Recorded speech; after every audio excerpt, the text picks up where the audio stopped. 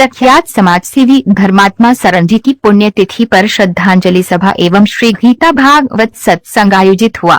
जीना तो है उसी का जो औरों के काम आया। अर्धमौनी मंडी चौक चौराहे पर धर्मात्मा सरन जी के शिलापट पर आज उनकी 14वीं पुण्यतिथि के निमित्त चारों धर्मगुरुओं ने सर्वधर्म प्रार्थना कर पुष्पांजलि एवं श्रद्धांजलि अर्पित की। अग्रसेन भवन मंडी बास में श्री गीता भागवत सत्संग में सत सनातन धर्मगुरु आचार्य धीर शांत दास अर्धमौनी ने बताया कि जैसे गंगा अपने उद्गम गंगोत्री के गोमुख से होते हुए सागर में जाकर मिलती है और गंगा के प्रारंभ में भी जल है और समाप्त भी जल में ही मिलकर होती है, लेकिन एक विशेषता है कि अपनी यात्रा में गंगा जितने हिस्से से होकर गुजरती है सबको तीर्थ बना देती है। उसी तरह हम सबको भी ये श्रेष्ठ मानव शरीर प्राप्त है। शरीर धारण का अर्थ ही है परमात्मा भक्ति। जीवन के निश्चित उद्देश्य का नाम ही यात्रा है। जन्म के साथ ही मृत्यु की यात्रा भी आरंभ हो जाती है। इसलिए हरिनाम जप, भजन, साधना, सेवा से हमारा जीवन भी कुछ इस प्रकार का हो कि जो भी हमारे संसर्ग में आए उसका जीवन भी पवित्र हो जाए। भगवत प्रेम की सुवास उस जीव के जीवन को भी सुवासित, आनंदित और सरस कर दे। ओनम शिव भगवान ने शरणागति को श्रेष्ठ कहा है। यद्यपि शरणागति सुगम है, इसे नींद लेने जैसा सरल कहा है, लेकिन जब तक साधक में व्यक्तित्व है, करने का बल अनुभव हो रहा है, तब तक शरणागति कठिन है। सब कुछ भगवत कृपामय हो जाता है। जड़ता किंचन मात्र भी नहीं रहती, सब कुछ चिन्मय हो जाता है। व्यवस्था में मनोरमा गुप्ता, सुभाष गुप्ता, पूनम गुप्ता, प्रियांश गुप्ता, यश गुप्ता, संजीव गुप्ता, महेंद्र गुरविंदर सिंह, मिर्जा अरशद बैग, नीरज रस्तोगी, अशोक, विनय शर्मा, सुमित गुप्ता, शमीम अकबर कुरैशी, आलोक खन्ना, कृष्ण गुप्ता, नीरज रस्तोगी, सुधीर गुप्ता, मोनिका गुप्ता, परेश कुमार गुप्ता, राजीव गुप्ता आदि उपस्थित रहे।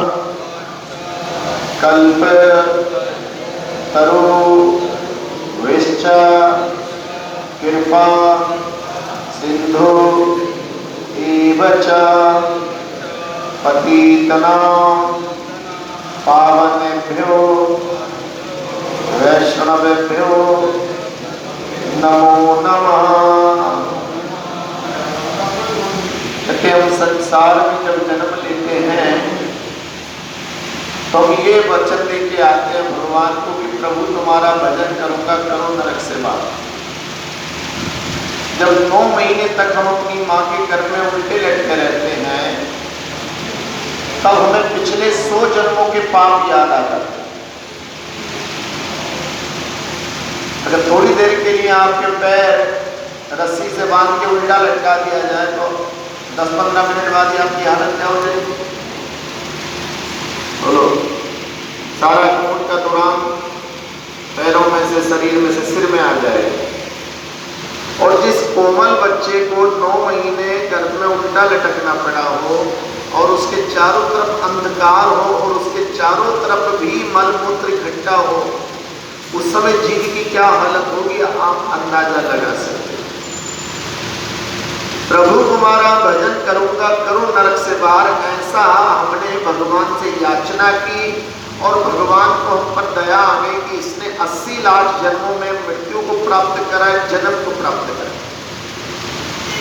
इस 80 लाख के कठोर जघन्य दुख सुख को सहने के बाद आज इसको अक्ल आ रही है, इसको बुद्धि आ रही है, इसलिए चलो मैं इसका जन्म देता हूँ और भगवान ने हमको श्रेष्ठ योनि मानवता प्रदान कर दी।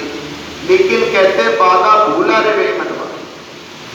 जैसे हमारा जन्म हुआ, जैसे जैसे हम बढ़ने लगे वैसे वैसे हम बाधा भी भूलने। जो वादा किया है वो निभाना पड़ेगा, लेकिन ये गाना भूल जाते हैं। वो निभाना, हम भगवान से ही वादा नहीं भूलते भैया। इस धराधाम पर आने के बाद एक माँ कितने कष्ट उठा के अपने बालक को जन्म देती है, एक पिता कितने कष्ट उठा के अपने बच्चों का लालन पालन करता है, और आज बच्चा जरा सा बड़ा होकर वो भी अपने माता पिता का किया हुआ वादा भूल ना नमस्ते करता, ना पैर छूता।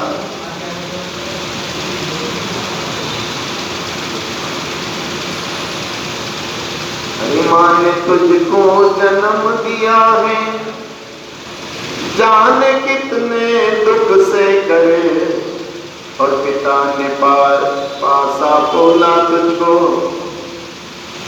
पिता ने पाला पोसा तुझको, अपना तन मन धन देकर इनका तुम चुका न सकोगे, बस इतना ही कर जाना, सेवा उनकी कर जाना। अरे मंदिर तीरथ जा न सको तो बस इतना ही कर जाना, माता पिता जो घर में बैठे सेवा उनकी। अभी 13 तारीख को गुरु पूर्णिमा है। इस गुरु पूर्णिमा का क्या महत्व है? गुरु का अर्थ समझिए। गु माने अंधकार होता है, रू माने प्रकाश होता है। जो हमें अंधकार से प्रकाश की ओर ले जाए वो गुरु है, जो अधर्म से धर्म की ओर ले जाए वो गुरु है, जो पतन से उत्थान की ओर ले जाए वो गुरु है। कभी आपने जीवन में सोचा है हमारा सबसे पहला गुरु कौन होता है? जिस बच्चे का घर में जन्म होता है उसका सबसे पहला गुरु उसकी माता और पिता होते हैं, जो उसको उंगली पकड़ के चलना सिखाते हैं, जो माँ उसको खाना सिखाती है, कपड़े पहनना सिखाती है, नहाना धोना सिखाती है, स्कूल ले जाती है। लेकिन हम जब जवान हो जाते हैं उस समय हम जो रूप धारण करते हैं उसके लिए तो हम बिल्कुल न्यौछावर होने को तैयार है। महाराज आज गुरु पूर्णिमा है, आज गुरु गद्दी जाएंगे, लेकिन घर में जो माता पिता बैठी चाहे उनको नमस्ते हो या, तो सबसे पहले हमारे गुरु कौन है?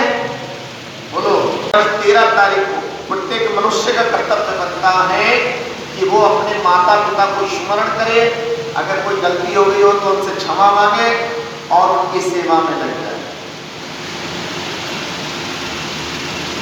माता पिता ने जो हमको जन्म दिया है 100 जन्मों तक भी हम उनका कर्जा ना चुका पाए। कहते हैं एक बार एक लड़के को थोड़ा सा घमंड हो गया, वो पढ़ लिख गया, उसकी बीवी थोड़ी अच्छी है और वो बीवी बात बात पर अपने सास की अर्थात उस बेटे के माँ की अपमान करती। बात एक जगह आकर रुक जाती थी कि तूने मेरा दूध पिया। एक दिन उस पुत्र को गुस्सा आ गया, अरे कितना दूध पी लिया होगा भाई तेरा। उसने एक आइडिया लगाया कि एक बच्चा एक दिन में कितना दूध पी लेता है। किसी ने कहा 3 लीटर 4 लीटर, उसने कहा चल मैं 5 लीटर मान लेता हूं। कितना? कितने साल दूध पिया होगा मैंने तेरा? 2 साल। 2 साल के कितने दिन हो गए? 365, 300 का रेट कितने हुए?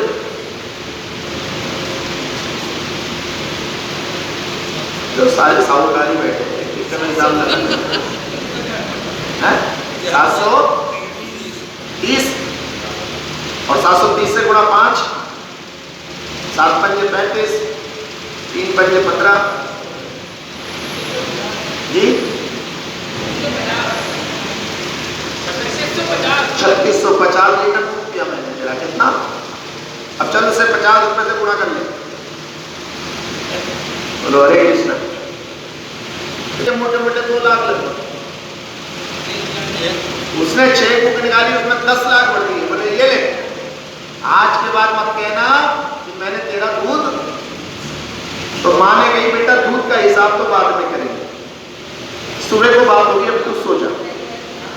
और जैसे आज पुत्र सोया है, माँ ने चुपके से उसके नीचे 1 गिलास पानी डाल दिया।